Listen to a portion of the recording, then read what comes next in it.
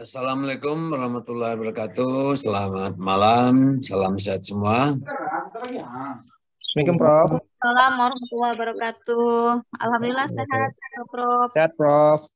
Alhamdulillah sehat semua ya. Iya, Prof. Alhamdulillah. Pak Faizal masih di kantor nih? Masih, Prof. Habis for DX, Prof. Ya, lembur nih ceritanya ya. Sekalian kan hari Jumat juga, Prof. Besok kan nggak masuk.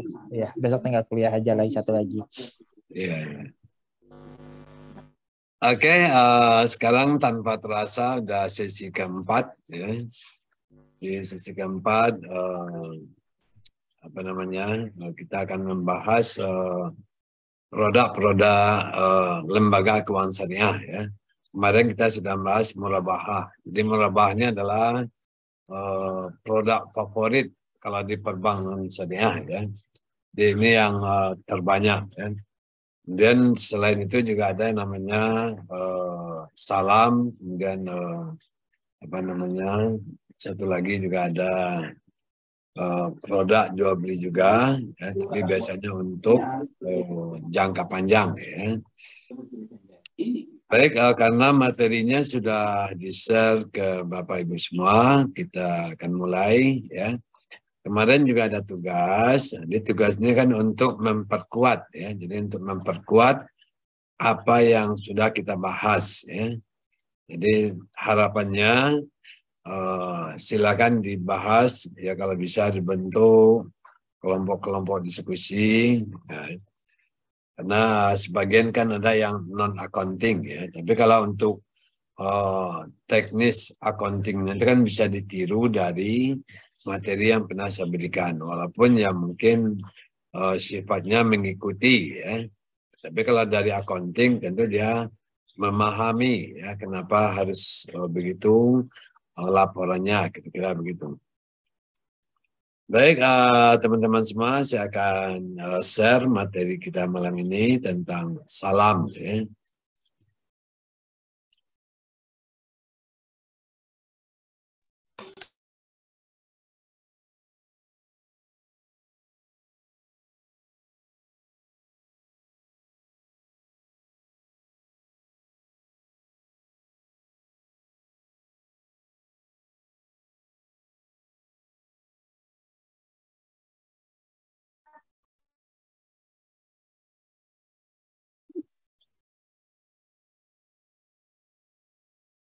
PowerPoint-nya sudah terlihat jelas ya? Sudah, Prof. Ya, alhamdulillah ya, mudah-mudahan sinyalnya bagus di tempat teman-teman semua. Jadi setiap produk perbankan syariah atau lembaga keuangan syariah itu selalu ada diikuti oleh fatwa ya. Jadi ada fatwa dan ada standar akuntansi yang mengatur ya. Jadi setiap fatwa itu selalu dibuatkan dasarnya ya. Jadi dasarnya tentu Al-Quran dan hadis ya. Sama juga seperti membuat sebuah konsideran dari keputusan ya. Jadi dasar mengambil keputusan. Biasanya kalau konsideran undang-undang kan begitu ya. Mengingat ya, kemudian menimbang ya, kemudian baru memutuskan ya.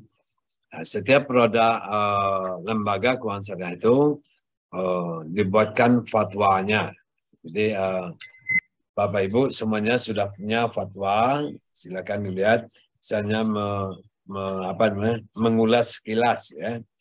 Jadi selalu mengingat itu adalah dasarnya. Jadi artinya produk ini atas dasar Al-Quran dan Sunnah. Jadi di sini yang menjadi dasar utama itu adalah Al-Baqarah ya. Jadi kita tidak mendalami fatwa ya. Jadi kita hanya menjelaskan bahwa setiap produk lembaga keuangan syariah itu selalu diikuti oleh fatwa, kemudian juga diatur pencatatannya menurut standar akuntansi ya. Ini masalahnya masalah fikih ya. Jadi kita tidak membahas ini ya. Jadi yang perlu kita lihat adalah bagaimana implementasinya ya. Jadi aturan-aturannya seperti apa. Jadi itu yang penting kita ini kan ya. Jadi ketentuan tentang pembayaran ya, dia fatwa tentang jual beli saham.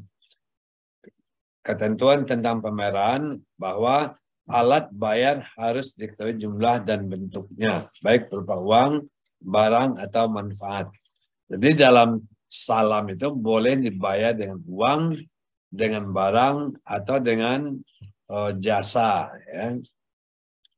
Pembayaran harus dilakukan pada saat kontrak. Ini bedanya dengan murabahah itu.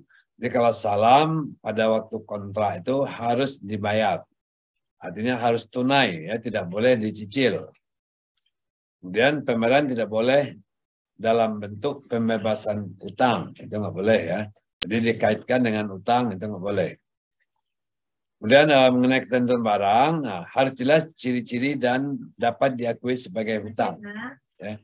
Dan harus dapat dijelaskan spesifikasinya, spek barangnya dibuat. Ya.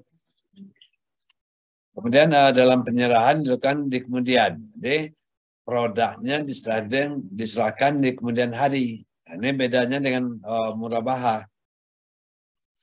Jadi kalau murabahah, penyerahan barangnya ya pada waktu akad. Kan?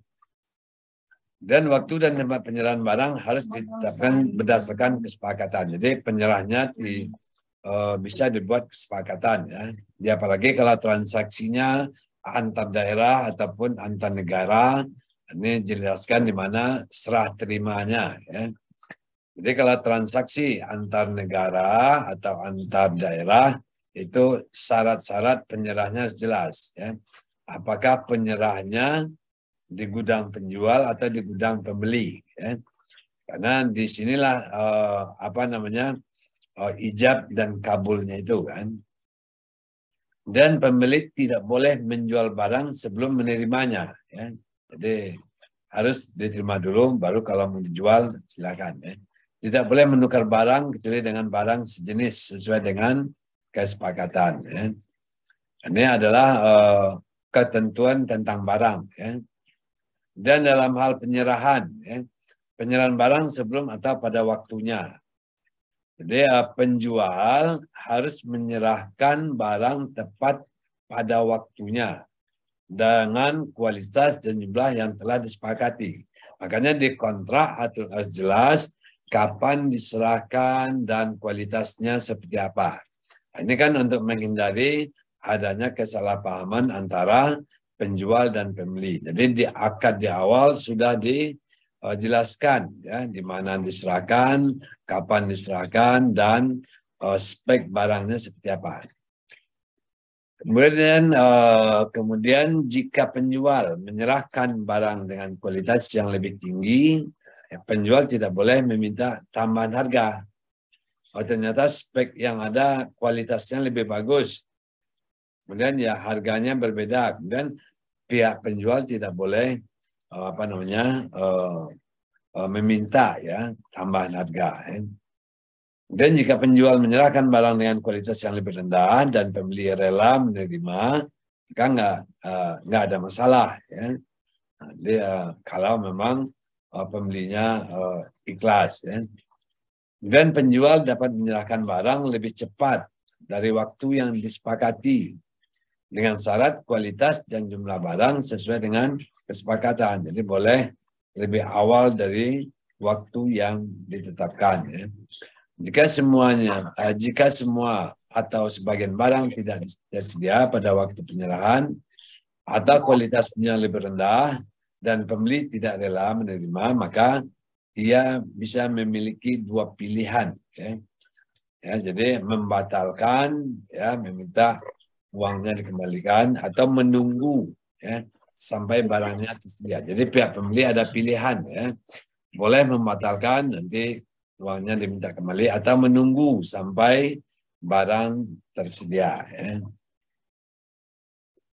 Itu diatur dalam fatwa. Ya. Jadi fatwa ini juga membuat aturan-aturan agar pelaksanaan akad salam ini tidak terjadi persoalan-persoalan di antara penjual dan pembeli. Ya. Kemudian yang berikutnya aspek accountingnya. Jadi bagaimana mencatatnya. Ya. Jadi diatur oleh standar 103. Ya. Jadi Bapak Ibu semua bisa melihat di standar yang sudah pernah saya berikan. Ya. Jadi saya di sini hanya membahas sekilas saja. Ya. Jadi seperti apa aturan-aturan yang dibuat oleh standar akuntansi. Jadi standar akuntansi ini dia kan mengatur bagaimana mencatat, mengukur dan menyajikan sebuah transaksi. Ya. Mengenai akuntansi untuk pembeli. Jadi salam sebagai pembeli. Ya. Jadi kalau dia yang membeli barang, ya. Jadi kalau kita bercerita tentang lembaga keuangan, dia bisa sebagai penjual dan bisa sebagai pembeli. Ya. Nah, sekarang bagaimana kalau dia sebagai pembeli? Maka piutang salam diakui pada saat modal usaha salam dibayarkan. Jadi pada waktu akad, pembeli menyerahkan uang, maka di sana diakui sebagai piutang. Ya. Jadi piutang salam. Ya. Dan modal usaha salam dapat berupa kas, ya, aset non-kas, modal usaha salam dalam bentuk kas diukur sejumlah yang dibayarkan. Ini penjelasannya agak teknis, ya. Tapi kalau umpamanya dibayar dengan barang, maka barang itu dihargai sesuai dengan harga yang berlaku pada waktu itu. Ya. Jadi bukan berdasarkan harga perolehannya. Ya. Kemudian penerima barang pesanan diakui dan diukur sebagai berikut. Jadi untuk penerimaan barang, ya. Jika barang pesanan sesuai dengan akad, maka dinilai sesuai dengan nilai yang disepakati. Bagaimana kalau jika barang pesanan berbeda kualitas, ya, maka barang pesanan diterima diukur sesuai dengan nilai akad. Ya, jika nilai wajarnya dapat diketahui. Ya. Kemudian ini juga masih banyak sebetulnya aturan-aturannya. Jadi ini kan tidak saya bacakan satu persatu, ya. Jadi dalam salam ini diatur bagaimana penyerahan barang, ya. Karena di sini kemungkinan penyerahan barang itu yang pertama, penyerahan bisa tepat waktu, ya, dan kualitasnya sesuai. Dan bisa juga penyerahannya tidak tepat waktu, ya. Kemudian dan kualitasnya tidak sesuai. Jadi di sini maka diatur. Jadi kalau barang itu tidak sesuai dengan pesanan, maka ada dua pilihan tadi, ya, boleh diterima atau boleh ditolak. Ya. Jadi bagaimana aturannya nanti kalau membatalkannya. Ya. Jadi nanti dari aspek accountingnya, jadi harus dilakukan pencatatan. Ya. Jadi pencatatan nanti kita lihat dalam contoh aja biar lebih lebih real, ya. Di sini diatur juga akuntansi sebagai pihak yang menjual. Jadi kalau dalam salam namanya kan jual beli, ya. Jual beli berarti ada pembeli, ada penjual. Nah, kalau sebagai penjual, waktu menerima uang, waktu kontrak diakui sebagai utang atau kewajiban, ya. Dia diakui sebagai kewajiban. Modal usaha salam yang diterima dapat berupa kas dan akad. Jadi sama sebetulnya, ya. Jadi artinya pada waktu akad, kalau sebagai pembeli, waktu menyerahkan uang itu dicatat sebagai piutang. Ya. Tapi bagi penjual, diakui sebagai utang. Jadi kan akuntansinya kan bisa sebagai penjual, bisa sebagai pembeli. Ya. Karena nanti kita akan melihat namanya salam paralel. Ya. Jadi bank sebagai pembeli dan juga bank sebagai penjual. Ya. Jadi kalau teman-teman ingin melihat standar akuntansi, silakan dibaca-baca, dilihat, ya.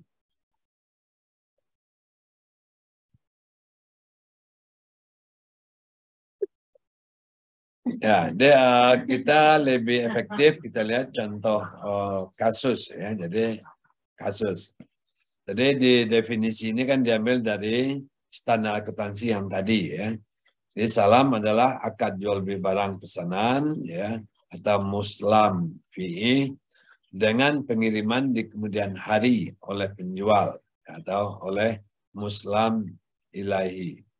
Dan pelunasannya dilakukan oleh pembeli pada saat akad disepakati sesuai dengan syarat-syarat tertentu ya. Jadi clear ya bahwa di sini adalah pembayaran harus tunai pada waktu akad dan barangnya diserahkan di kemudian. Kalau mulabahah kan barangnya harus ada pada waktu akad dan pembayarannya boleh tunai, boleh diansur ya.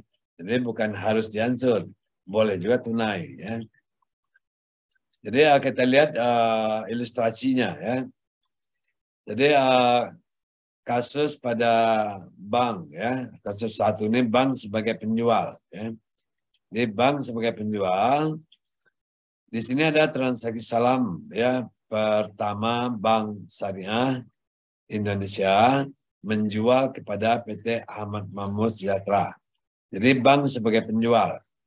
Ya, bank menjual kepada PT Ahmad Makmur. Artinya bank dapat order nih dari PT Ahmad Makmur ya.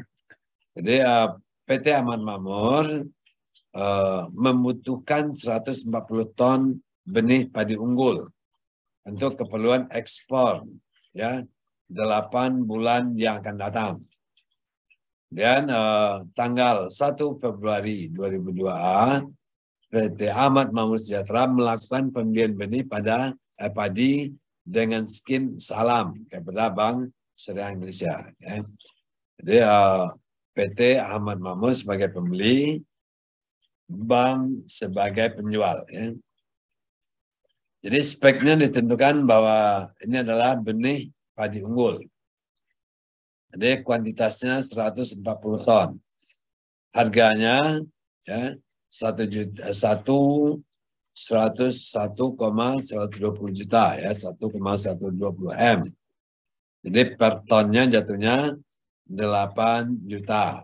Ya, di 1 ton 8 juta. Dan waktu penyerahannya dibuat 2 tahap. Ya, jadi 2 tahap setiap 4 bulan. Jadi padi kan biasanya panennya 4 bulan ya. Jadi sehingga penyerahannya juga demikian. Jadi 4 bulan sebanyak 70 ton. Ya. Jadi nanti bahwa di akad itu harus dibunyikan bahwa nanti penyerahannya itu adalah pada bulan Juni tanggal 2 dan Oktober tanggal 2. Ya. Ini inti dari akadnya. Tentu kalau akad dibuat kan harus lengkap ya. Jadi siapa pihak pertama sebagai penjual, mana yang pihak pembeli, kemudian dibuatlah mukadimahnya dan seterusnya. Ini nanti pasal-pasalnya tentu diambil dari inti-inti di sini ya. Dia seperti membuat konsideran undang-undang ya. Pasal 1 bahwa produknya ya. Produknya berupa benih padi unggul dengan kuantitas 160 ton. Ya. Dan apalagi penyerahnya. Ya. Jadi sehingga dalam akad itu harus jelas. Ya. Jelas produk yang dipesan dengan spesifikasinya, kuantitasnya berapa, harganya berapa, diserahkan nanti kapan, dan di mana diserahkan. Itu harus tertuang dalam akad. Ya. Dia harus tertuang di dalam akad. Nah, dengan adanya transaksi ini, kita melihat dari aspek accountingnya. Apa saja yang harus dicatat. Ya. Kalau bank itu di sini sebagai penjual. Ya. Nanti ada juga nanti bank sebagai pembeli. Jadi ini yang kedua adalah bank sebagai pembeli.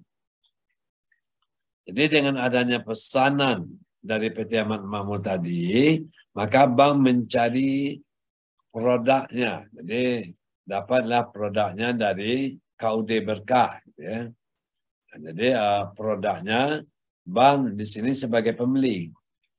Jadi bank sebagai pembeli kepada KUD Berkah dan sebagai penjual kepada PT Ahmad Makmur Sejahtera.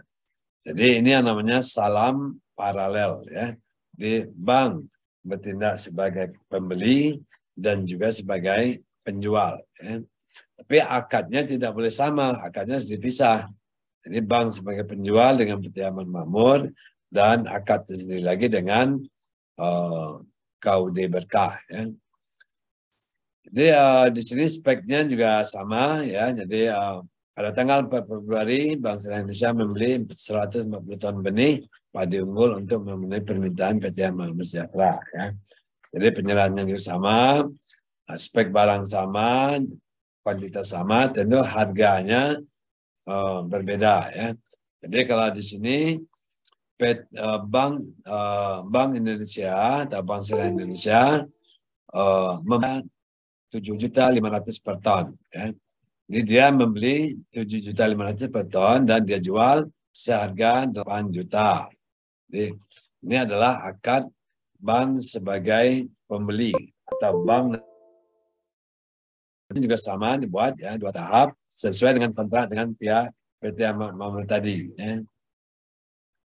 Jadi artinya di sini bank akan membuat 2 akad ya sebagai penjual antara bank dengan PT Ahmad Makmur Sejahtera dan sebagai pembeli ya bank sebagai pembeli yang menjual nanti adalah KUD Berkah ya. Jadi ada 2 akad. Nah, dibagi bank. Jadi kalau kita di sini melihat dari perspektif bank ya. Di jurnal pada saat Bank Syariah Indonesia melakukan akad salam ya, dengan PT Aman Makmur Sejahtera dan menerima dana salam sebesar 1.120 ya, 1 M ya, 1.120 juta ya. Dengan menerima uang ini maka bagi bank diakui sebagai utang ya. Jadi kalau dia sebagai pembeli, waktu menerima uang itu diakui sebagai utang. Jadi jurnalnya kas pada utang. Ya. Atau kalau dibayar dengan rekening nasabah PT Ahmad Makmur Sejahtera pada utang. Ya. Jadi ingat pada waktu clearing kemarin. Ya. Ingat pada waktu clearing kemarin, kalau rekening nasabah didebit oleh bank, artinya berkurang. Kalau rekening nasabah dikredit oleh bank, artinya bertambah. Ya. Jadi kalau PT Ahmad Makmur Sejahtera sebagai pihak pembeli, bank sebagai penjual, maka PT Ahmad Makmur Sejahtera mempunyai rekening di Bank BSI. Ya. Jadi jurnalnya bisa kas pada utang salam atau rekening nasabah PT AMS pada utang salam. Ya. Jadi diakui sebagai utang ya, waktu menerima uang. Dan waktu penyerahan. Ya. Jadi penyerahan tadi sudah dijelaskan, penyerahan itu bisa kemungkinannya sesuai dengan spek dan bisa juga tidak sesuai dengan spek. Ya. Sekarang kita lihat yang pertama dulu. Ya. Jadi pada tanggal 4 Februari, Bank Syariah Indonesia menyerahkan modal ya, berupa uang tunai ya, sebesar 1.050.000 ya, ke rekening KUD Berkah. Ya. Dia kepada rekening PT Berkah ya, di Bank Syariah Indonesia. Jadi asumsinya KUD Berkah juga punya rekening di BSI. Ya. Maka jurnalnya adalah piutang salam pada rekening nasabah ya, KUD Berkah. Jadi ini bisa jadi diganti dengan rekening nasabah KUD Berkah. Ya. Jadi debitnya adalah piutang dan kreditnya rekening nasabah KUD Berkah. Tapi kalau dibayar tunai oleh KUD Berkah berarti kreditnya kas ya. Jadi makanya sebuat 2 begini ya, kalau tunai berarti kan kreditnya kas, tapi kalau dengan dengan menyetor ke rekening nasabah maka rekening nasabah dikredit ya. Jadi artinya kalau rekening nasabah dikredit oleh bank artinya bertambah ya. Jadi asumsinya atau apa namanya posisinya kita harus sebagai accounting di bank itu. Jadi kita sebagai accounting di bank, bukan sebagai nasabah, ya baik penjual ataupun pembeli. Ya. Jadi jangan rancu dalam memposisikan kita. Ya. Jadi kita sebagai accounting di bank itu. Ya. Kemudian penerimaan barang pesanan dari pemasok atau petani. Ya. Dia pada tanggal 2 Juni, ya, Bank Syariah Indonesia menerima benih padi unggul dalam bentuk akad salam dari KUD Berkah. Ya. Sebanyak 70 ton sesuai dengan perjanjian, di mana kualitas dan harga sama dengan yang disepakati di awal ya dengan KUD Berkah. Tahapan pertama harga jual 70 ton, ya. Kemudian kuantitasnya 70 ton, harga jualnya adalah 560 juta. Ya. Jadi harga pokok 525 juta. Ya. Artinya laba yang diperoleh oleh bank adalah 35 juta. Ya. Jadi apa jurnal yang harus dibuat oleh bank pada waktu menerima barang dari KUD Berkah? Jadi di sini dicatat sebagai persediaan. Jadi persediaan salam ya 525 juta ya sesuai dengan harga pokoknya. Ya. Kemudian mencatat sebagai piutang salam. Ya. Jadi piutang salam juga sebesar dari harga yang 70 ton. Ya. Dan ini adalah jurnal pada tanggal 2 Juni. Ya. Jadi bagi bank, ya, dia sebagai pembeli. Ya. Kemudian bank sebagai penjual. Ya. Jadi bank sebagai penjual, di sini dicatat utang salamnya di kredit, kemudian persediaannya di utang salamnya di debit, kemudian persediaannya di kredit ya sejumlah 526 dan sisanya adalah sebagai laba ya. Dan ini dengan asumsi bahwa harga sesuai dengan yang ada di syakat, ya kualitasnya juga sama. Ya. Di persoalan lain nanti bagaimana kalau ya penerimaan barang pesanan dari pemasok atau petani, tapi pada waktu penyerahan itu harga berbeda. Ya. Jadi kita lihat jika pada kasus transaksi di atas, jadi maksudnya transaksi dengan salam dengan KUD Berkah, ya. Harga pasar produk sama dengan harga pada waktu akad. Ya. Jadi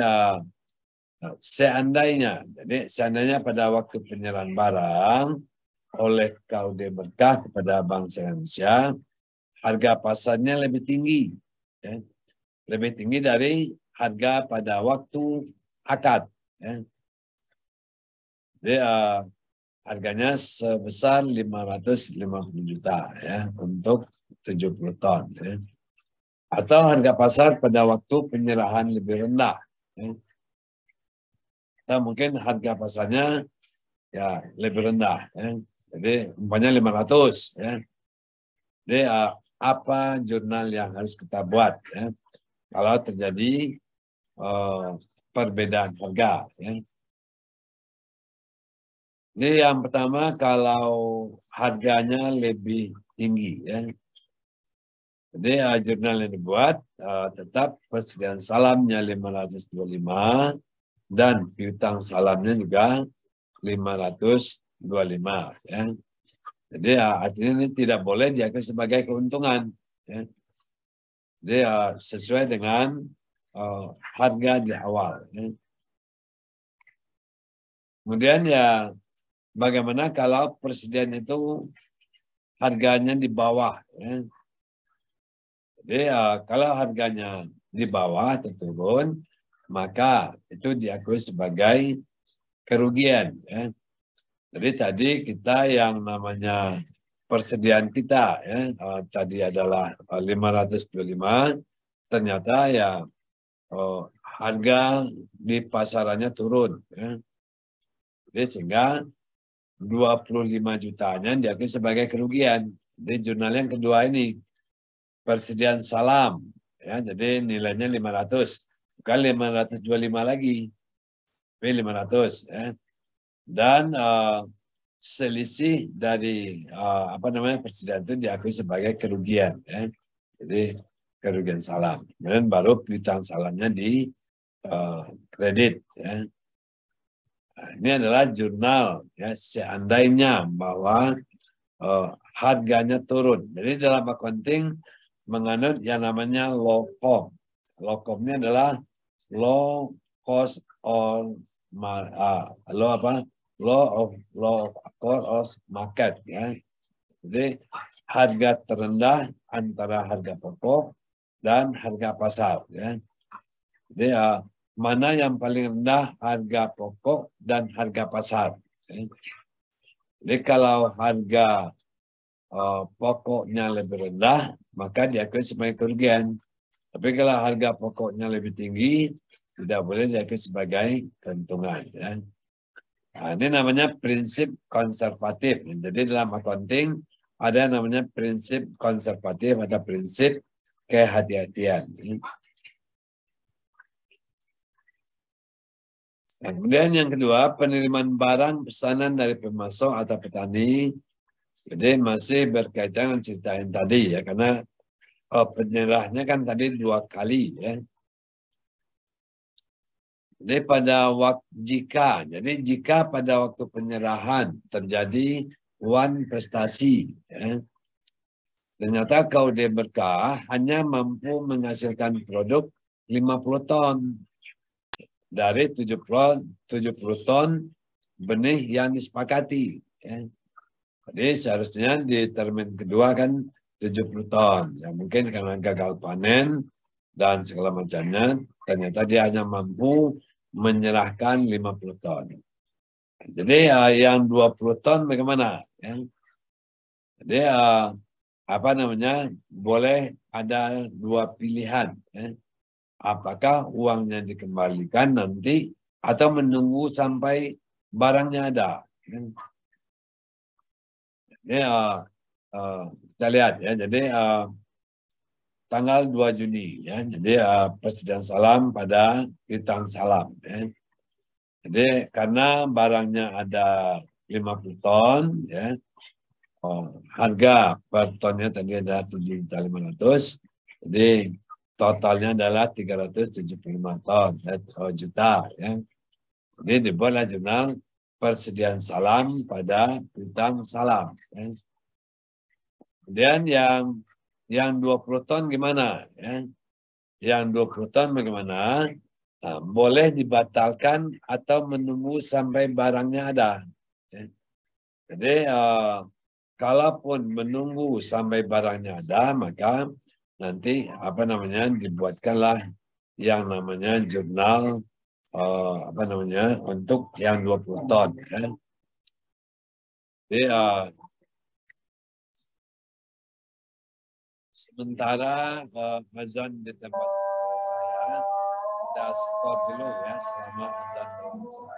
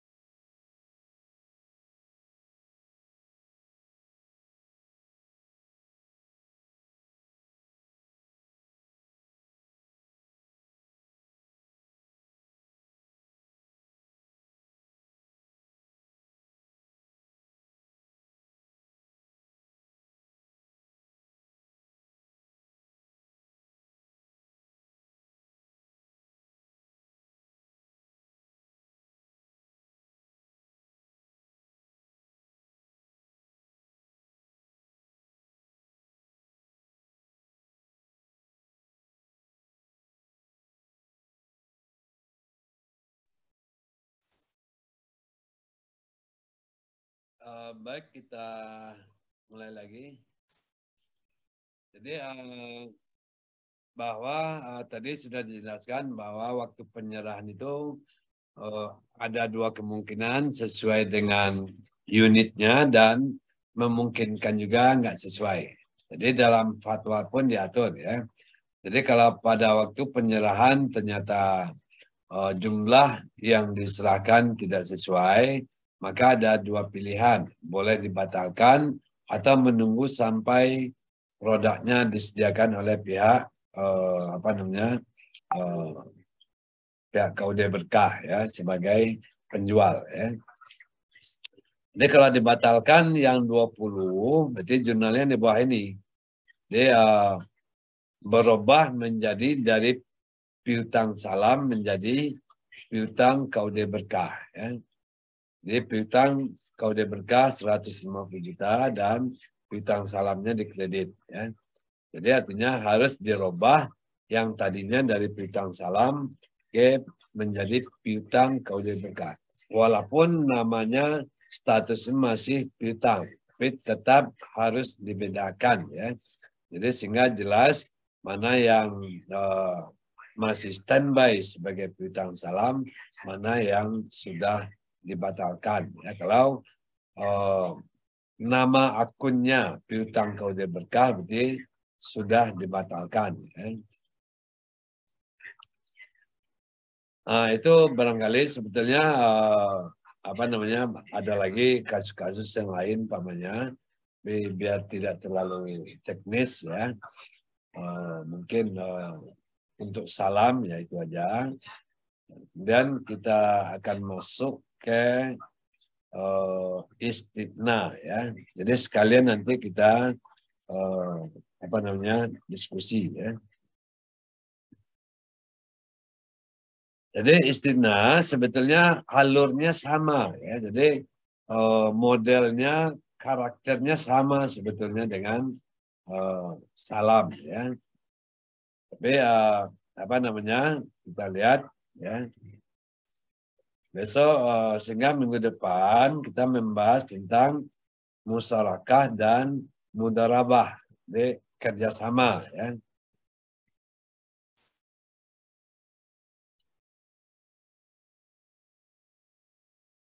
Dan kita bahas akuntansi istitna ya. Dia masih jual beli ya. Dia ini sama, ini ada fatwa yang menjelaskan. Dia yang penting bagi kita adalah ketentuan tentang barang ya. Itu yang harus kita lihat dalam fatwa ya. Ini hampir sama, cuman intinya adalah kalau salam ya, bahwa salam ini pembayarannya harus di waktu akad ya. Barangnya diserahkan di kemudian. Istitna ada persamaan, ada perbedaan. Ya. Jadi kalau istitna penyerahan barangnya sama-sama di kemudian hari, ya. Sama dengan salam. Tapi pembayarannya boleh tunai, boleh diansur. Ya. Jadi ini adalah karakter barang. Ya. Harus jelas cirinya. Ini sama lah ya, ketentuan lainnya.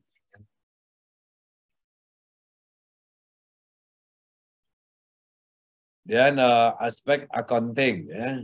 Jadi,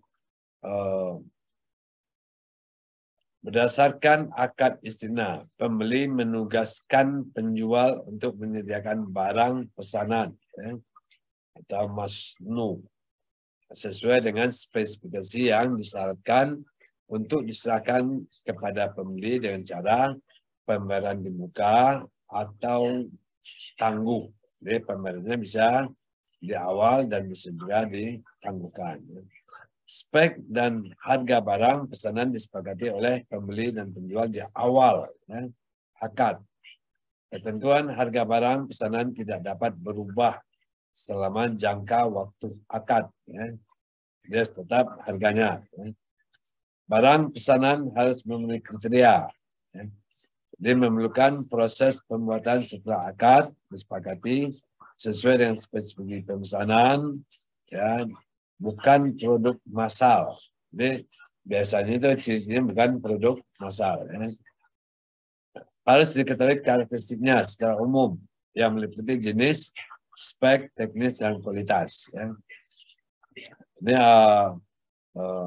detailnya, Bapak Ibu silakan nanti dibaca-baca tentang standarnya. Ya. Yang intinya itu. Jadi kalau istimna itu pembayarannya boleh dibuka atau boleh juga diansur. Ya. Tapi biasanya adalah dibayar sesuai dengan persentase selesainya. Jadi bagi orang accounting ini sama dengan konstruksi, ya. Jadi perusahaan konstruksi. Jadi pengakuan atau pembayaran oleh pemilik bangunan kepada kontraktor itu kan berdasarkan tingkat penyelesaian. Ya. Ini juga sama. Ya. Jadi di sini diatur bagaimana akuntansi untuk penjual. Jadi sama juga dengan salam tadi. Jadi bank sebagai penjual dan bank sebagai pembeli. Ya.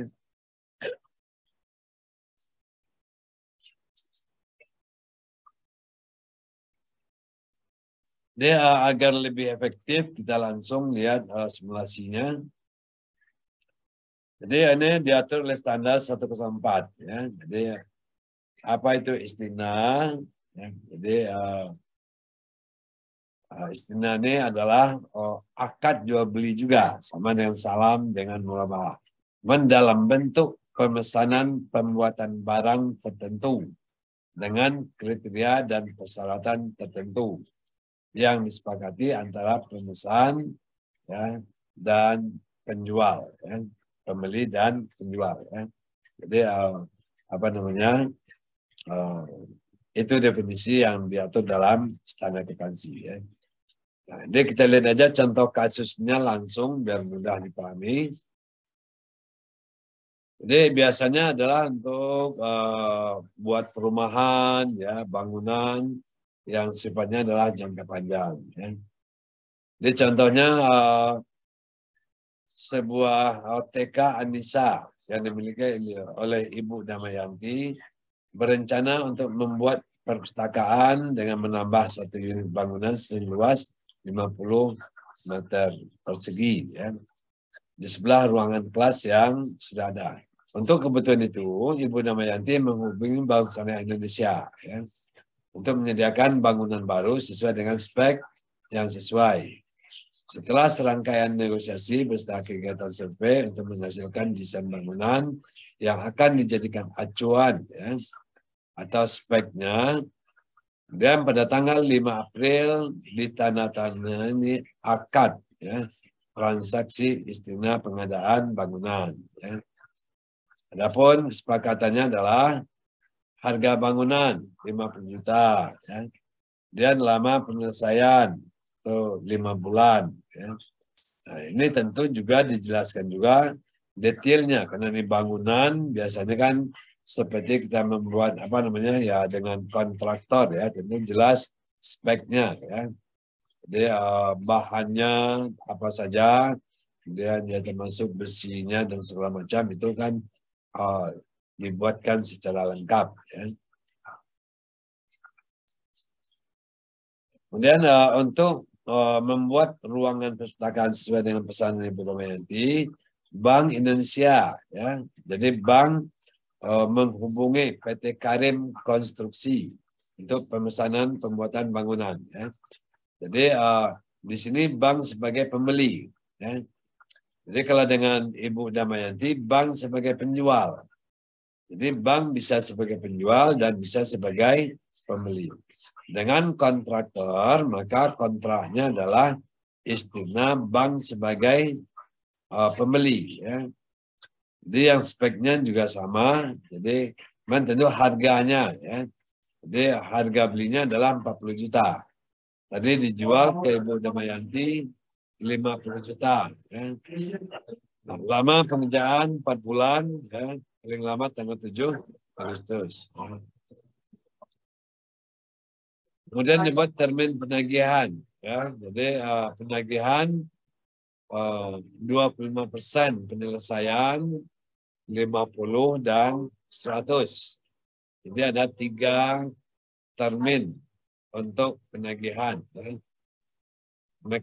Mekanisme pembayaran oleh bank ditransfer ke rekening Karim Konstruksi cabang yang sama sebesar tagihan. Ini bank sebagai pembeli. Jadi dengan adanya transaksi tadi, jadi apa saja aspek accounting yang perlu kita buat.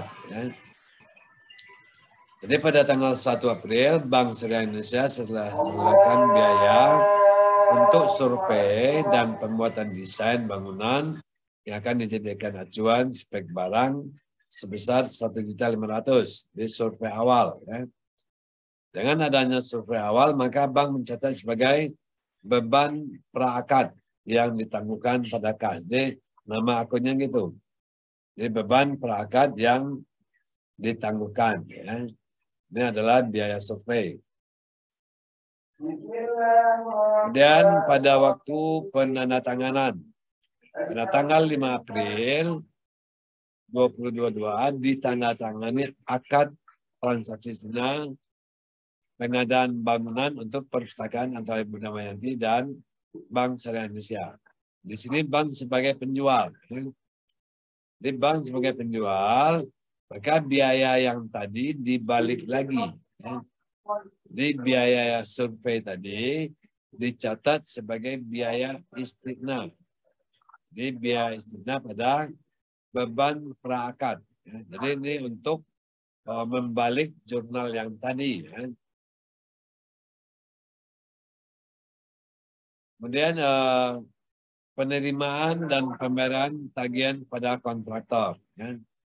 Jadi mekanisme pembayaran bukan dalam 3 termin, yaitu pada saat penyelesaian 25%, 50% dan 100%. Di termin 1 selesai 25%. Jadi, sehingga kontraktor mengajukan tagihan tanggal 8 Mei. Jumlah tagihan 10 juta. Karena tadi harganya kan 40 ya. Jadi harga bangunan bank sebagai pembeli tadi 40 juta. Jadi berarti di sini tagihnya adalah 10 juta. Ya. Dan dibayar tanggal 15 Mei. Ya. Dan untuk selesai 25% lagi atau selesai 50%, tagihnya adalah tanggal 14 Juni. Sebesar 10 juta juga. Ya. Dan dibayar tanggal 12 Juni. Ya. Dan yang terakhir pada waktu selesai 100% itu tanggal 7 Agustus. Ya. Jadi jumlah tagihan 20 juta. Dan dibayar oleh bank tanggal 14 Agustus. Jadi, sehingga totalnya semuanya menjadi 40. Ya. Jadi dengan mekanisme ini, apa jurnal yang harus kita buat sebagai bank, sebagai pihak yang melakukan pembelian. Ya. Di pencatatan termin 1, jadi waktu selesai 25%, ya, dengan menagih pembayaran termin pertama sebesar 10 juta. Ya. Jadi kepada Bank Aminah Syariah dan dilakukan pembayaran tanggal 15. Jadi tanggal 8 ini begitu ada tagihan dari kontraktor, maka diakui sebagai utang. Ya. Jadi diakui sebagai utang. Ya. Jadi pada waktu tagihan itu berarti sudah ada transaksi. Ya. Ingat kemarin saya pernah memberikan definisi transaksi. Jadi transaksi itu adalah setiap kejadian yang merubah posisi keuangan. Dengan adanya laporan dari kontraktor bahwa bangunan sudah selesai 25%, maka berarti sudah muncul utang pada waktu itu. Walaupun belum dibayar. tetap dibuat sebagai utang. Jadi jurnalnya adalah aset istimna dalam penyelesaian dan pada utang istimna. Tanggal 15 baru dibayar oleh bank. Sehingga dibuat lagi jurnalnya. Jadi utang istimna pada Giro PT Karim Konstruksi. Ya. Ini adalah jurnal pada tanggal pembayaran oleh bank kepada pihak kontraktor. Ya.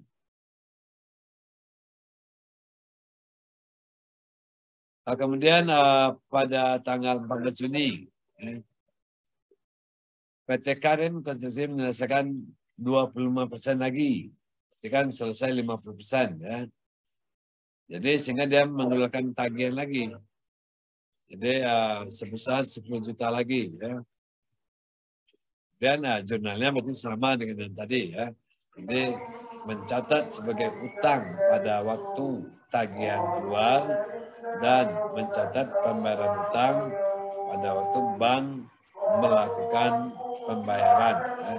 Ini kan sama dengan jurnal yang sebelumnya. Ya. Dan yang terakhir juga sama. Ya. Waktu sudah selesai 100% atau 50% lagi. Ya. Jadi selesainya tanggal 7 Agustus ya, dan dibayar tanggal 21. Pada waktu tanggal 7 Agustus dicatat lagi sebagai utang. Ya. Dan tanggal 21 dicatat sebagai pembayaran utang. Jadi sama dengan yang tadi, cuman jumlah rupiahnya yang berbeda.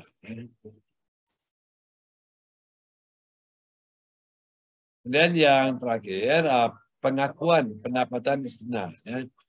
Jadi tadi lebih kepada bank sebagai pembeli. Sekarang bank sebagai penjual. Ya.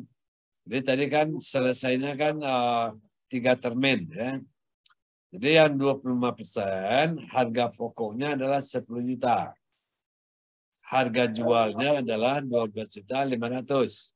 Karena tadi kan harga jual 50 juta dan harga belinya kan 40 juta. Ya. Jadi dengan selesainya 25% ini berarti kan harga pokoknya 10 juta dan 12 jutanya harga jual. Ya. Atau marginnya 2.500.000. Pada waktu selesai 25% juga sama.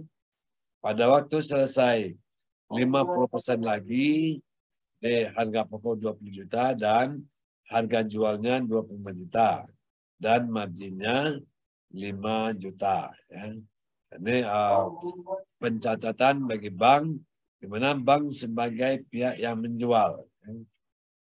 Nah, kita lihat jurnalnya. Ya.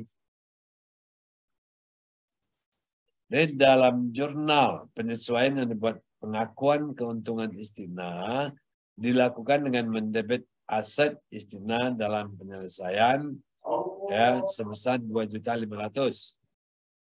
Secara keseluruhan jurnal yang terkait dengan transaksi pengakuan pendapatan saat penyelesaian 25, 50 dan 100%. Ya.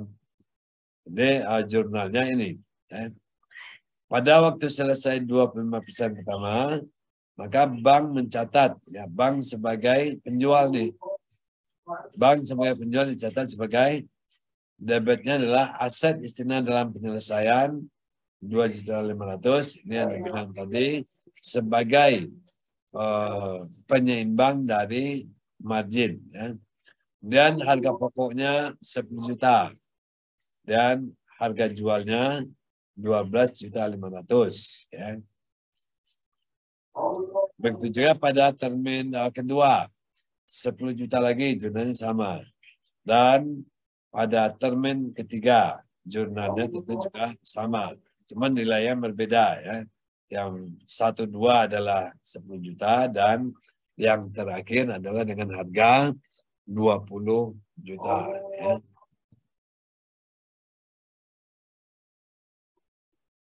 Dan penagihan ya oleh bank. Jadi penagihan piutang istimna pada pembeli atau bank sebagai penjual. Ya.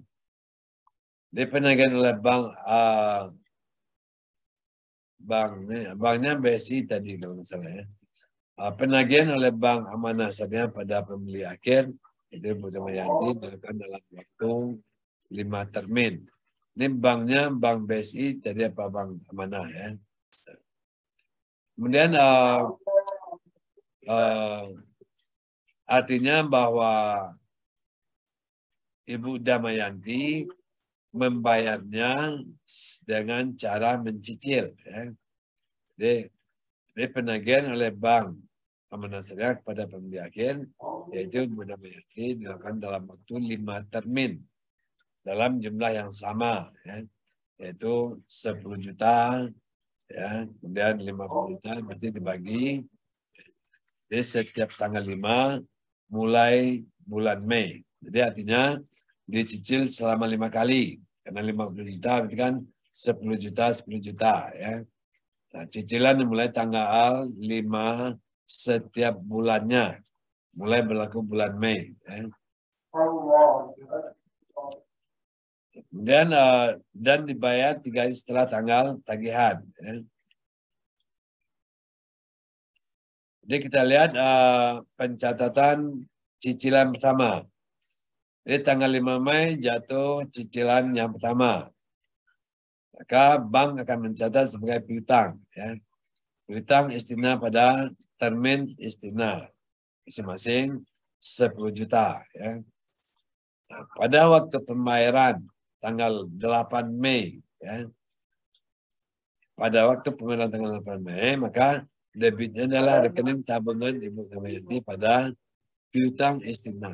Jadi artinya mengkredit piutang istina dan mendebit ya buku tabungan dengan dibayar melalui debit tabungan ya.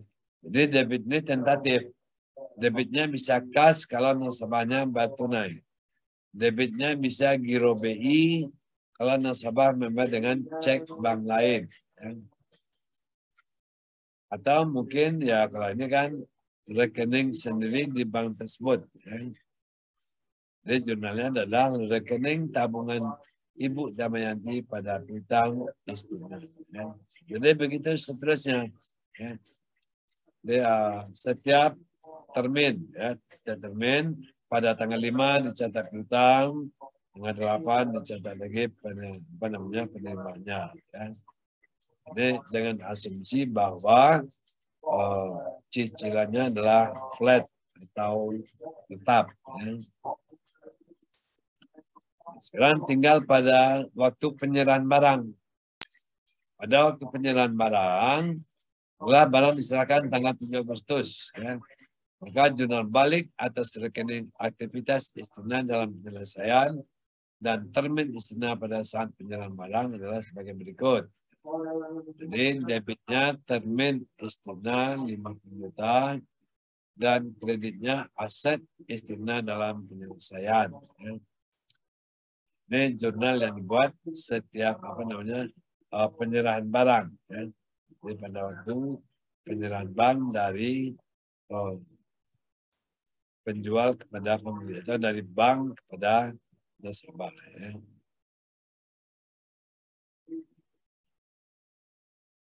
Ya, oke. Jadi 2 topik yang kita bahas malam ini. Yang satu transaksi salam dan yang satu transaksi istigna. Ya. Jadi dua-duanya adalah sama-sama jual beli. Ya.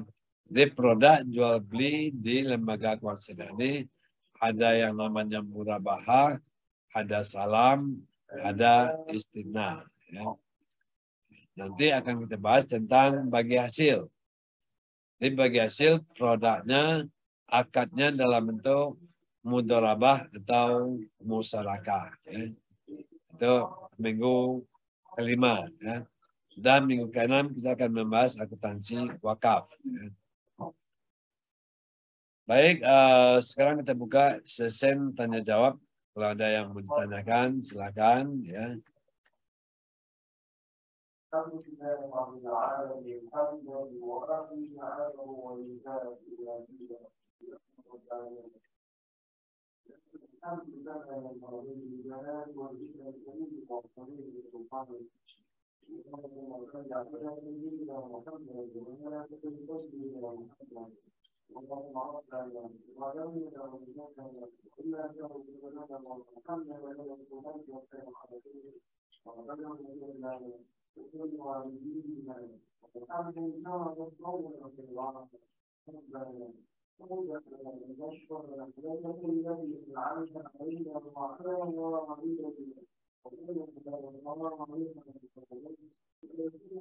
Ya, baik, kalau tidak ada pertanyaan, kita lanjut dengan tugas kemarin ya. Saya minta teman-teman untuk mempresentasikan tugas yang dibuat kemarin ya. Nanti akan kita bahas ya. Jadi sehingga ada feedbacknya, umpan baliknya ya. Bu Sri, silakan kalau ada pertanyaan. Ya. Assalamualaikum warahmatullahi wabarakatuh. Waalaikumsalam. Prof, ya mohon maaf terlambat untuk raise hand. Mungkin yang boleh saya tanyakan itu Prof, untuk apa bedanya akad-akad istisna dengan akad yang sebelumnya, kemudian untuk memasukkan di jurnal akuntansinya apakah sama aja gitu Prof, atau memang ada yang membedakannya? Itu Prof. Iya, jadi sudah jelas berbeda ya. Jadi produk yang sudah kita bahas kan 3, ada murabahah, ada salam, ada istisna. Ya. Tentu di sini karena produknya berbeda, tentu akadnya juga pasti berbeda. Ya. Di mana letak perbedaan? Terutama dalam ada persamaan, ada perbedaannya. Jadi tadi sudah saya sampaikan juga sebetulnya. Jadi kita lihat murabahah. Ya katakanlah murabahah, salam, istilahnya sama-sama jual beli. Jadi sama-sama akad jual beli. Cuman perbedaannya kalau murabahah pada waktu akad barangnya harus ada, harus tersedia pada waktu akad. Sementara pembayarannya boleh dilakukan secara tunai atau boleh juga secara ansuran. Ya. Nah, itu yang membedakan. Ya. Makanya dalam murabahah itu, dalam prakteknya sering dilakukan yang namanya wakalah. Ya. Jadi contohnya ada nasabah mau beli motor. Dia datang ke bank. Ya. Bank kan belum punya motor. Maka bank akan mewakilkan kepada nasabah untuk membeli motor ke showroom. Nanti dibayar oleh bank. Ya. Jadi setelah adanya wakalah ini, jadi motor sudah milik bank. Ya. Jadi secara ini motor sudah jadi milik bank. Kemudian baru boleh dibuatkan akad murabahahnya. Ya. Yang benarnya seperti itu. Jadi tidak boleh nanti antara akad wakalah dan murabahah itu bersamaan. Apalagi kalau satu akad dalam satu perjanjian nggak boleh. Ya. Batal jadinya. Itu yang sering terjadi pelanggaran-pelanggaran di lapangan. Ya. Jadi pertimbangannya ada pertimbangan biaya. Kalau dalam satu akad ini kan dalam satu transaksi ini ada 2 akad. Ada akad wakalah, ada akad murabahah. Jadi kalau memungkinkan ya. Jadi ini kan ada notarisnya. Jual beli ini kan harus ada di depan notaris ya. Jadi sehingga nanti biaya notarisnya juga bisa menjadi lebih besar karena 2 akad ya. Itu pelanggaran yang sering terjadi. Bahkan lebih fatalnya lagi, ya sebetulnya nasabah ini udah punya barang itu. Dia udah punya motor sebetulnya. Tapi dia datang lagi ke bank. Bang, saya mau beli motor nih. Ya, ini fakturnya. Ya. Dan dibuatkanlah akad murabahahnya.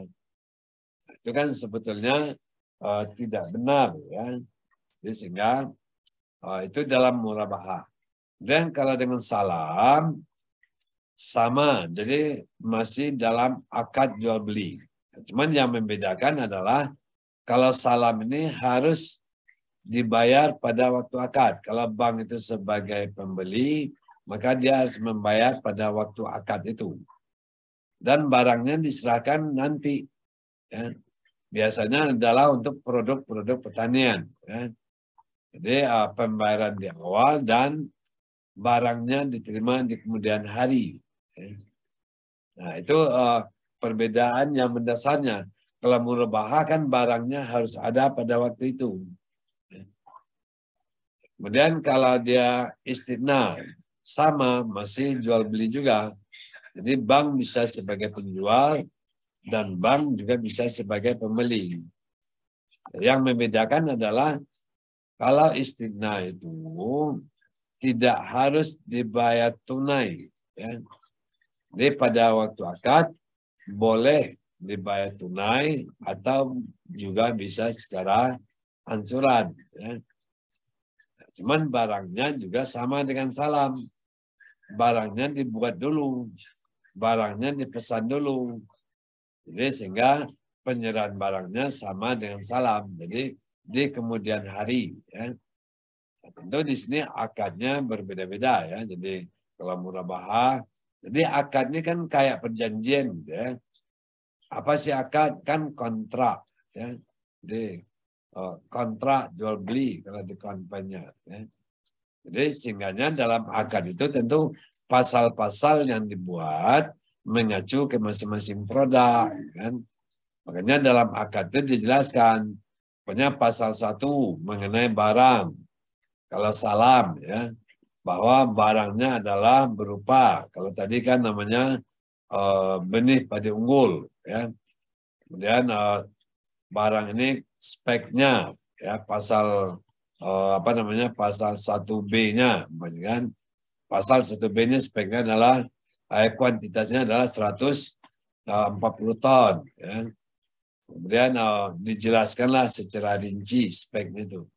Dan juga pasal mengenai pembayaran ya, bagaimana pembayaran ya, bagaimana penyerahnya, di mana penyerahan ya. Coba kalau transaksinya umpamanya katakanlah antar negara, Anda beli barang ke Malaysia, ya, tapi akadnya adalah murabahah. Jadi dalam hal ini kan pertanyaannya adalah kapan transaksinya diakui. Jadi di sini harus jelas, ya, apakah diterima ya di gudang penjual atau di gudang pembeli. Kan bisa juga padinya udah selesai. Ya kata orang atau dia berkah, ya sudah jemput ke daerah kami atau jemput ke gudang kami.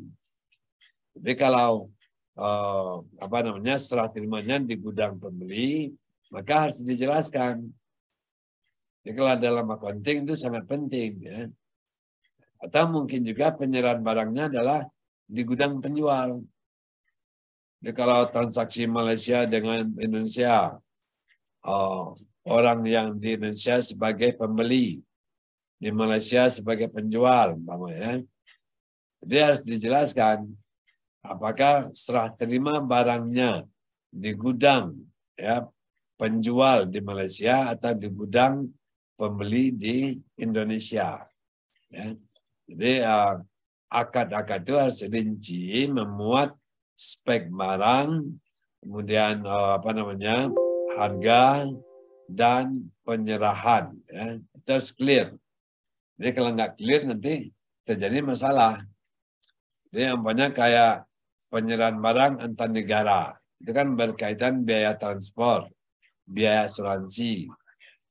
Kalau umpamanya penyerahan barang itu di gudang penjual, artinya adalah pembeli yang menanggung biaya. Tapi kalau serah terimanya di gudang pembeli, artinya transport dan asuransi ditanggung oleh penjual. Ya. Jadi nanti penyerahan barangnya adalah di gudang pembeli. Ya. Itu sangat penting kalau transaksinya antar daerah atau apalagi antar negara. Ya. Jadi jelas ya 3 akad ini berbeda. Tentu akuntansinya juga berbeda-beda gitu kan. Jadi apa namanya? Walaupun sebetulnya polanya sama, terutama salam dan istighna. Ya. Jadi ya kalau umpamanya kayak istighna itu mirip-mirip dengan akuntansi biaya. Jadi kalau dalam akuntansi biaya, waktu barang itu diproses bahan baku, itu dicatat dengan barang dalam proses bahan baku. Tenaga kerja yang mengerjakan dicatat sebagai barang dalam proses biaya tenaga kerja. Pada waktu barang itu selesai, maka dibalik lagi jurnalnya. Jadi barang jadi pada barang dalam proses bahan baku, kreditnya lagi barang dalam proses tenaga kerja, kemudian kreditnya lagi barang dalam proses biaya operate pabrik. Ya. Itu mirip sebetulnya kalau kita lihat di transaksi, terutama di istighna. Ya. Karena kalau istighna kan pengakuan pendapatan atau harga pokok kalau dia sebagai pembeli berdasarkan tingkat penyelesaian. Ya. Jadi mirip dengan konstruksi akuntansi untuk perusahaan konstruksi. Ya. Jadi itu perbedaannya Bu Sri ya. Baik, Prof. Insya Allah paham. Terima kasih, Prof. Ya, baik. Saya mencoba relawan yang mau mempresentasikan tugas kemarin. Ya. Saya mencoba berharap ada di antara kita yang mau ya, mempresentasikan tugas yang dibuat kemarin. Ya. Saya silakan siapa yang bersedia. Ya. Jadi orang-orang yang sukses biasanya adalah orang yang tampil ke depan. Ya. Mau salah, mau benar, urusan lain. Ya.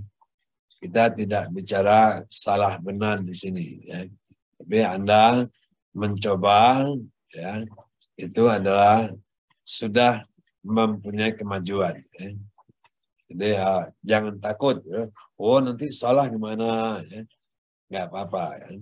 Jadi apa namanya? Apalagi kalau jurnal-jurnalnya salah itu bisa dimaklumi. Ya.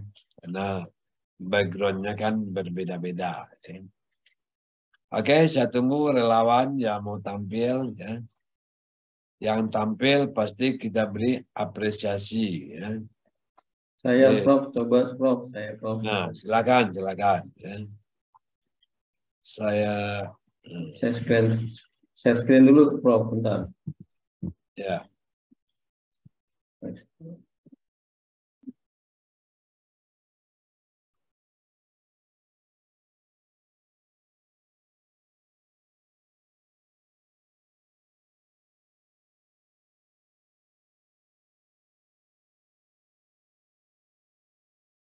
Bisa screen-nya?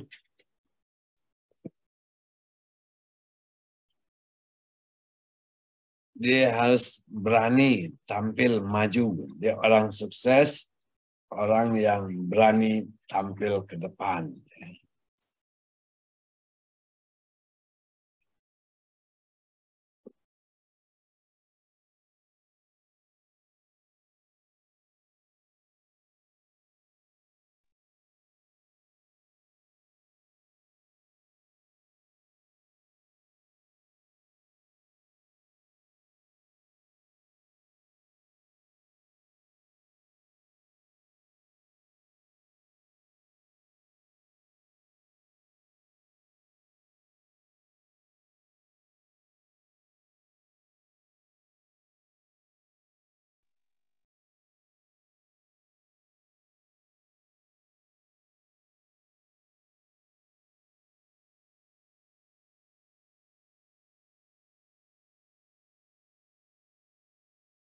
Maaf Prof, masih kendala nih mau share screen. Nah,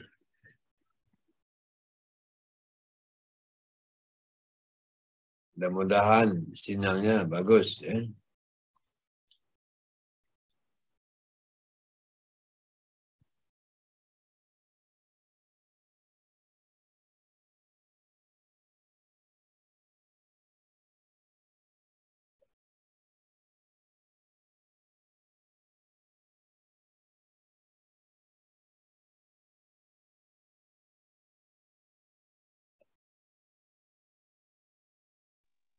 Lihat Prof ya. Ya, silakan disampaikan.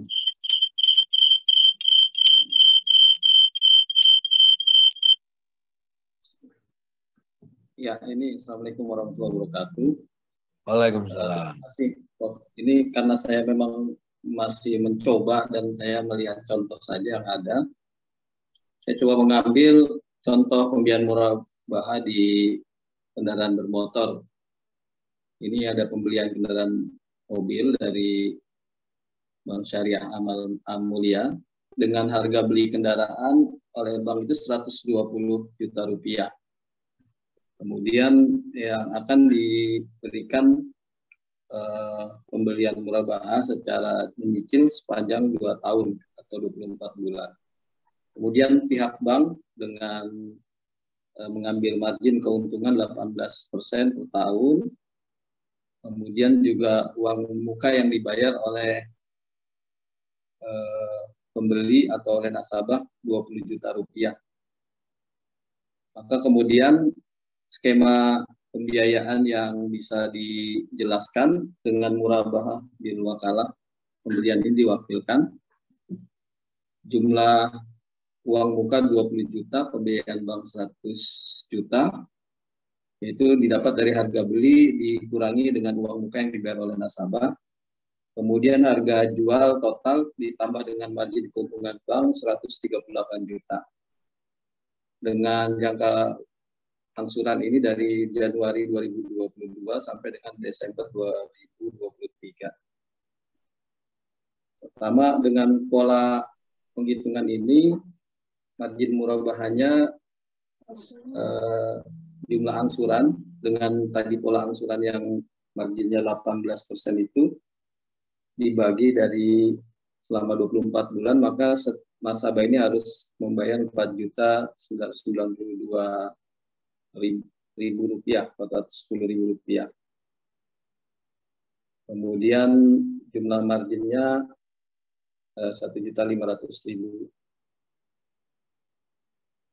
Jadi jumlah porsi pokok yang harus dibayar oleh nasabah 3.492.410.000 rupiah. Ini saya coba ngambil dari catatan-catatan dari aturan PSAK yang dikeluarkan nomor 102. Maka kira-kira seperti ini dari jurnal pencatatan akuntansi yang harus dilakukan oleh Bank Syariah pada saat pertama melakukan transaksi. Ini debit piutang wakalah 100 juta, kemudian kredit dari rekening nasabah dikurang pembeli dimasukkan ke kredit ini 100 juta rupiah.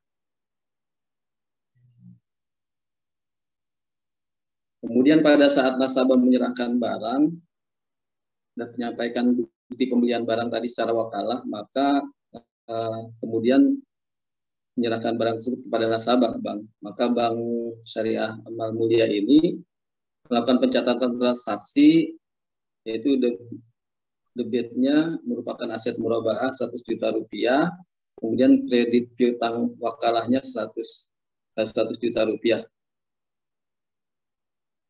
Pada saat Bank Syariah menjual barang ke nasabah, maka berdasar hasil analisa dan penerapan akuntansi, penyerahan barang atau bukti pembelian, maka pencatatan akuntansi oleh Bank Syariah, pertama debit piutang murabahah ditulis sebagai debit piutang 118.000 rupiah, 118 juta rupiah, kemudian kredit persediaannya 100 juta dari harga pokok, kemudian marginnya ditulis dalam kredit 18 juta rupiah. Sementara untuk pembiayaan KKB-nya dengan uang muka yang sebesar tadi 20 juta, maka pada saat nasabah membayar uang muka, bank mencatat pada catatan akuntansi Bank Syariah Amal Mulia, yaitu debit kas rekening nasabah 20 juta rupiah dan kredit hutang uang mukanya 20 juta rupiah. Kira-kira sampai sini, Prof, yang coba saya jelaskan. Barangkali ada koreksi. Ya, yang 118 ini dari mana dapatnya? Gimana, Prof? Yang 118.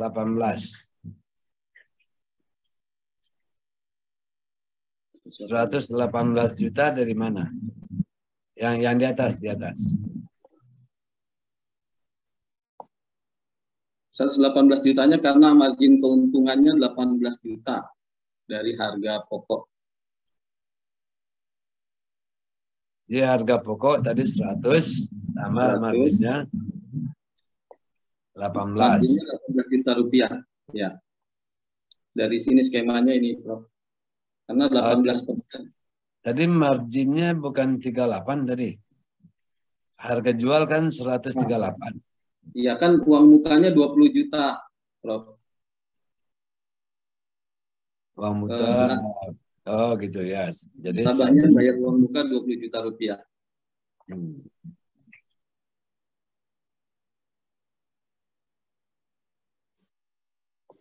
Oh, ya, di piutang ya. Marginnya kok kelihatan 18 juta jadinya. Di atas kan marginnya 38 gitu. Ini awalnya marginnya 18 juta rupiah dari 18%. Harga jualnya karena 100 juta tambah uang muka tambah tadi yang marginnya 18 juta, Prof. Oh, ininya apa namanya? Karena dibikin per tahun gitu ya. Jadi iya. Okay, harga beli kendaraannya oleh nasabah yang diwakalahnya ini 120. Ya. Oke. Berarti kan marginnya 18 juta gitu ya. Iya. Ya, oke. Ya, dah betul ya. Jadi kan ini kan poin-poin yang perlu dibuat, anjuran-anjuran yang perlu dibuat. Nanti kan tinggal membuat cicilan setiap bulannya ya.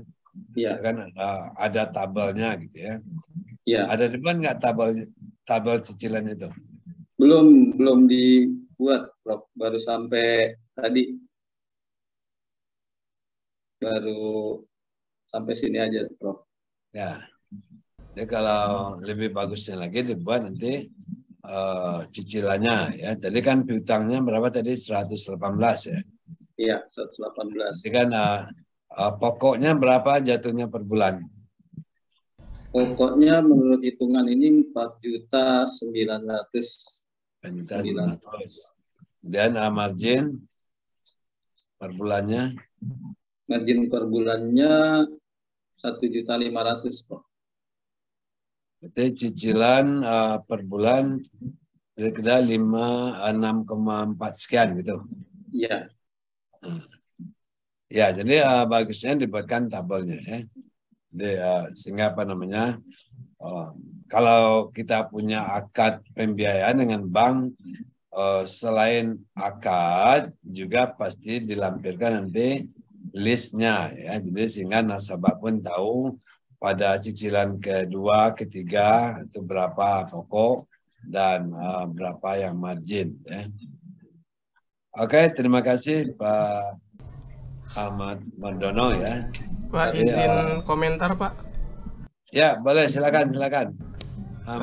Izin Pak Mardono juga boleh lihat yang tadi 118 jutanya Pak. Yang atas Pak, yang atas lagi, yang ada margin per tahunnya itu.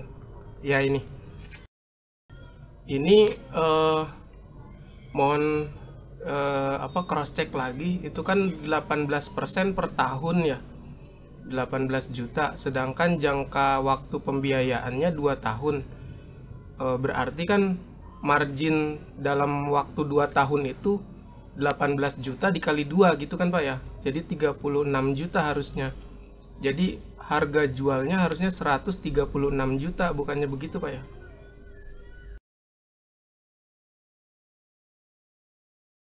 Ya mungkin lebih bagusnya 18% per tahunnya dihilangkan aja. Di margin keuntungan 18 juta gitu kan. Jadi nggak usah pakai 18% per tahunnya. Itu memang betul. Itu nanti akan membuat miss nanti gitu ya. Nah, jadi 18% per tahunnya dihilangkan aja. Jadi Baik. artinya marginnya 18 juta ya untuk 2 tahun gitu ya. Oh, langsung ya. Ya, ya. Baik, Terima kasih Pak Ahmad Fauzi. Itu betul juga tuh. Jadi membuat miss jadinya kan. Jadi kalau Iya, orang Pak. membaca berarti kan nih 18 juta per tahun. Jadi kalau 2 tahun 36 juta gitu kan. Kita aja mungkin dihapus saja ininya ya. Baik, terima kasih Prof. Ya boleh, bagus. Yang lain kalau ada komentar boleh dikomentari. Jadi artinya kita kan berharap nanti ya teman-teman betul-betul bisa merealisasikan. Nanti kan ada kalau nggak salah ada mata kuliah tentang akad ya, akad-akad keuangan syariah ya. Atau mungkin di dalam fikih muamalah mungkin ada juga dibahas ya. Jadi sehingga betul-betul bisa dipraktekkan. Jadi kalau kita katakanlah mendirikan BPRS atau mungkin koperasi syariah ya. Jadi kalau ada pembiayaan motor jangan dengan akad kredit ya. Jadi pakai akad murabahah kan. Jadi contoh-contoh karakter membuat akadnya seperti ini. Jadi di dalam akad itu tadi kan sudah dijelaskan penjelasan mengenai spek barang itu pasal 1. Yang kedua mengenai harga, kemudian mengenai pembayaran, kemudian mengenai serah terimanya. Jadi akad-akad itu kan merinci ya. Jadi serah terimanya di mana, pembayarannya bagaimana, itu kan di akad itu harus clear sedetail mungkin ya. Jadi sehingga nanti tidak ada kesalahpahaman antara penjual dan pembeli ya.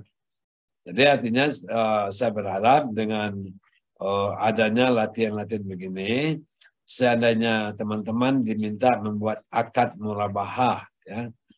Ada yang punya koperasi syariah, silakan terapkan ini akadnya. Jadi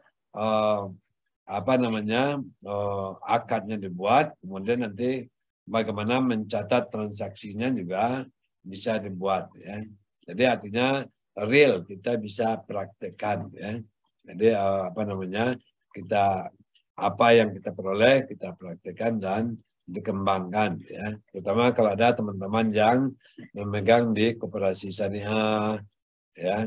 Itu kan sama juga karakternya ya. Ya, bagus, luar biasa. Mungkin yang lain ada lagi yang mau minta penegasan saja, Prof. Tadi ya. akad murabahah dengan bil wakalah yang diwakilkan. Kalau sekarang kan banyak pembeliannya itu diwakilkan dengan pihak koperasi atau bank melihat price list yang ada di online gitu, Prof. Ya, misalkan beli kulkas, kita minta model, cuma kita melihat modelnya, kemudian uangnya itu langsung kita berikan ke nasabah untuk dibeli. Tadi kan permasalahannya harus buat 2 akad ya Prof ya, nggak boleh 1 akad murabahah dan juga pembelian. Ini kalau misalkan yang kita lakukan langsung misalkan karena kita sudah tahu price listnya harga kulkas itu, kemudian uangnya langsung kita berikan dengan 1 akad, apa yang dilanggar nih Prof? Jadi kalau akadnya harus dipisah yang pertama. Jadi kalau kayak barangnya online.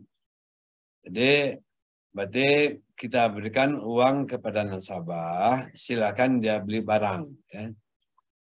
Jadi katakanlah melalui Shopee, kemudian nanti barang kan langsung ke rumah pembeli. Itu nggak apa-apa. Tapi yang penting kan barang itu dibeli, ya dibeli itu atas nama lembaga keuangan atau kalau di sini bank, itu atas nama bank. Jadi di sana nanti nasabah itu dia sebagai wakil, makanya namanya wakalah. Jadi harus ada akad wakalah dulu. Dia waktu menyerahkan uang kepada nasabah ya untuk membeli, berarti harus ada akad wakalah. Ya. walaupun barangnya tidak mampir dulu ke bank. Kalau barangnya mampir ke bank lagi, nanti baru ke nasabah lagi kan pusing juga gitu kan. Nah, jadi itu dibolehkan ya. Makanya di akad itu nanti dibunyikan juga bahwa barang ya atas nama nasabah. Nah, waktu murabahahnya tentu dibunyikan bahwa barang itu dibeli di toko Shopee ya, yang diwakilkan kepada nasabah.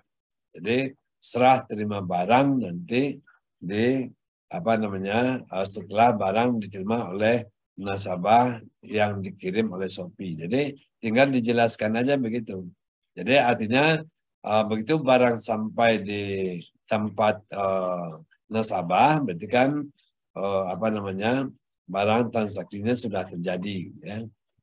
Jadi bisa seperti itu ya. Jadi yang jelas akadnya harus dipisah, harus wakalah dulu ya. Baru ada murabahahnya kan. Jadi tidak boleh dalam satu akad. Ya. Jadi apakah dulunya paginya akad wakalah, kemudian nanti siangnya nanti murabahah, itu ada juga yang begitu ya. Tapi lebih baik ya yang sahnya begitu. Jadi barang itu harus jadi milik pembeli dulu ya. Masalahnya kalau pembelian melalui Shopee, jadi barang itu kan nanti ya mungkin sampainya 3 hari ya. Jadi apakah barang itu sampai ke rumah pembeli dulu baru ada murabahahnya atau bagaimana ya? Jadi kalau saya berpendapat ya begitu sudah ada pembelian ya. Karena pembelian ini diwakilkan kepada nasabah. Jadi begitu sudah ada pembelian, ya, itu barang sudah milik pihak bank, gitu kan. Jadi sudah ada barang itu artinya, gitu kan. Jadi kalau barangnya sudah ada, itu sudah boleh transaksi. Ya. Kalau saya melihatnya seperti itu, jadi bisa dianggap begitu karena waktu nasabah membeli artinya sudah mewakili bank ya. Jadi begitu transaksi berarti kan barangnya sudah ada walaupun itu masih diproses dalam pengiriman dan segala macamnya gitu kan. Itu Pak Ahmad Mardono ya. Baik, terima kasih Pak. Ya, memang banyak dengan adanya e-commerce itu akan berkembang terus ya. Jadi apalagi dalam fikih muamalah itu kan apapun boleh sepanjang tidak ada larangan ya. Cuman di sini akan diperkuat oleh fatwa-fatwa ya. Jadi sehingga nanti tidak menjadi rancu di tengah-tengah masyarakat kan. Monggo kalau ada yang mau menambahkan juga boleh, ada yang mengomentari juga boleh ya. Jadi dengan adanya transaksi digital di era modern itu banyak aspek-aspek yang dipertanyakan ya. Jadi kan ada juga yang bertanya, banyak kita belanja di mall. Belanja di mall ini kan kan dalam jual beli kan harus ada yang namanya akad ya, harus ada serah terima kan. Kemudian kalau kita belanja di mall kapan serah terimanya gitu kan, barang kita ambil aja gitu kan, ambil ya. Dan waktu di kasir kan nggak ada ijab kabulnya, kan nggak ada saya jual kemudian saya beli kan nggak ada begitu kan. Jadi karena ada juga yang menganggap itu juga hal-hal yang nggak boleh. Jadi terlalu ini gitu ya, terlalu ya kalau kita lihat kan dari aspek-aspek tidak ada pelanggaran yang ada di sana. Ya. Nah, ini makanya kita harus fleksibel, tapi juga jangan asal fleksibel gitu kan. Tapi yang penting kan prinsip syariahnya kan ke bawah gitu ya. Jadi tidak ada pihak yang dirugikan nggak ada unsur gambling di sana, ya. Kayak kita belanja di Shopee itu banyak juga bertanyakan, kita kan nggak lihat barangnya, kan baru gambarnya, gitu kan. Jadi makanya ada juga pendapat yang tidak memperbolehkan, ya. Tapi kalau sepanjang gambar itu speknya sesuai dengan aslinya kan itu nggak ada masalah, gitu ya. Jadi ini memang ada juga yang masih ada perdebatan, ya. Jadi ada pro kontra juga para pakar tentang transaksi dengan teknologi, ya. Silakan Pak Anang, Pak Fauzan yang raise hand.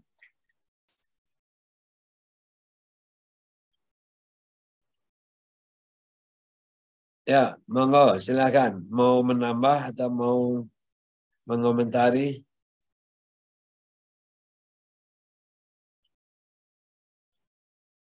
Masih mute kayaknya.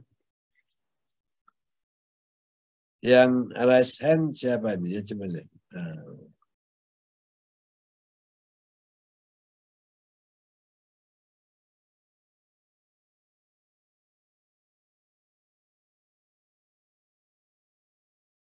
Oh, udah enggak raise hand lagi, ya.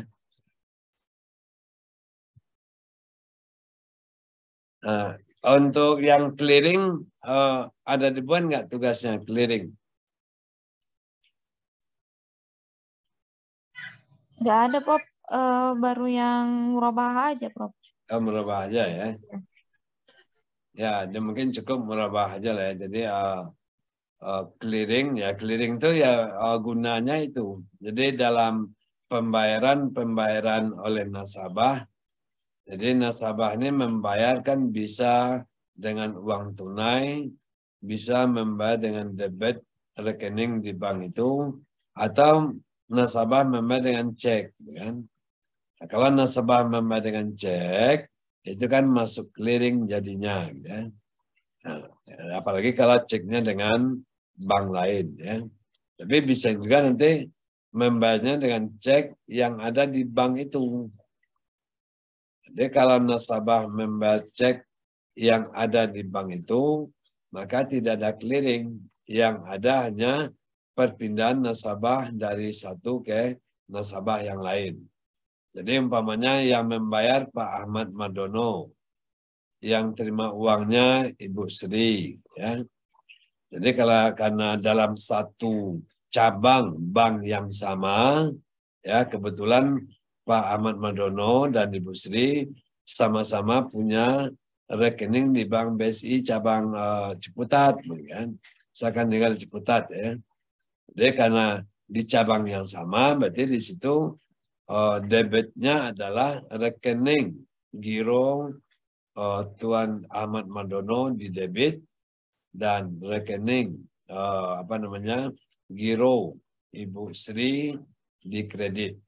Jadi yang satu rekening nasabah di kredit, di debit, yang satu rekening nasabah di kredit.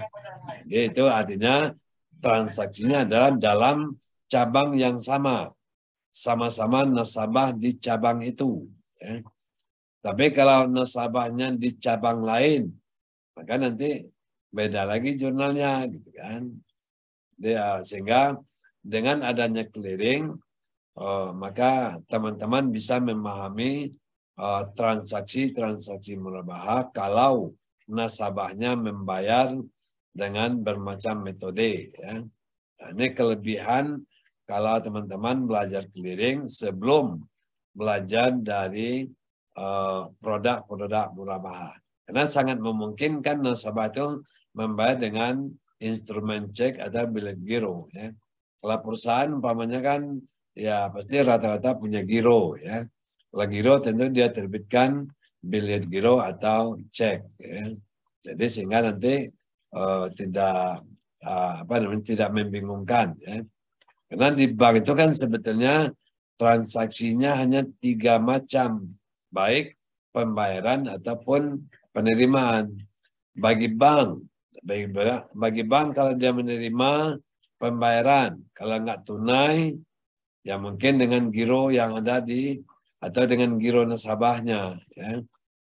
Atau dengan cara yang ketiga adalah dengan clearing atau dengan cek bank lain, ya.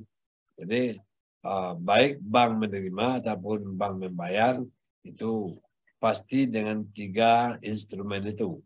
Jadi dengan tunai atau dengan giro dia sendiri atau dengan giro bank lain, ya. Ya, baik, kalau tidak ada ini untuk memperkuat, ya, jadi agar kita makin mantap. Jadi teman-teman saya minta membuat simulasi untuk transaksi yang 2 tadi. Jadi ada transaksi salam, ada transaksi istisna. Jadi sama dengan yang murabah tadi, ya. Silakan kalau teman-teman yang baru belajar accounting mungkin diikuti aja alur yang ada di contoh yang saya buat, ya. Jadi sehingga produknya berbeda, kemudian jangka waktu dan ininya dibedakan. Tapi kalau teman-teman yang dari accounting, ya silakan aja dibuat yang bervariatif, silakan, ya. Itu untuk tugas besok, ya. Jadi sama tugas tetap dikumpulkan melalui ketua dan dikumpulkan sebelum kuliah dimulai minggu depan, ya. Jadi sehingga nanti diharapkan tugas jangan sampai tidak dikumpulkan, ya. Oke, sebelum tutup mungkin ada pertanyaan. Bu Sri kayaknya mau nanya tadi. Sudah, Prof. Cuman untuk merespon aja yang tadi Prof sampaikan. Oh, ya. Ya, baik, kalau tidak ada itu dulu pertemuan kita malam ini, ya, dengan dengan bukan berat hati, ya. Jadi saya juga ngerti teman-teman banyak tugas, banyak kesibukan, dosen-dosen lain juga memberikan tugas, ya. Nah, tapi yang penting kalau saya resepnya sederhana, kerjakanlah tugas dengan ikhlas, gitu kan. Semua tugas kerjakanlah dengan ikhlas, ya. Jadi dari dosen manapun, kalau ada tugas, kerjakan dengan ikhlas. Insya Allah kalau teman-teman ikhlas mengerjakannya, ya itu ilmunya akan berkah, ya. Jadi jangan mengerjakan karena terpaksa, ya. Apalagi mengerjakan karena mengejar nilai, ya. Itu nggak berkah jadinya, ya. Jadi bagaimanapun, ya kerjakanlah dengan niat, ya, dengan ikhlas, yang agar ilmunya berkah, ya. Itu aja pesannya, karena saya yakin ya masing-masing dosen tiap mata kuliah pasti ada tugas, ya. Jadi sehingga ya pantang-panting gitu, ya. Itulah namanya mahasiswa. Baik, terima kasih teman-teman semua. Kita akhiri pertemuan kita ini dengan hamdalah, ya. Kita tutup dengan wassalamualaikum warahmatullahi wabarakatuh. Waalaikumsalam warahmatullahi wabarakatuh.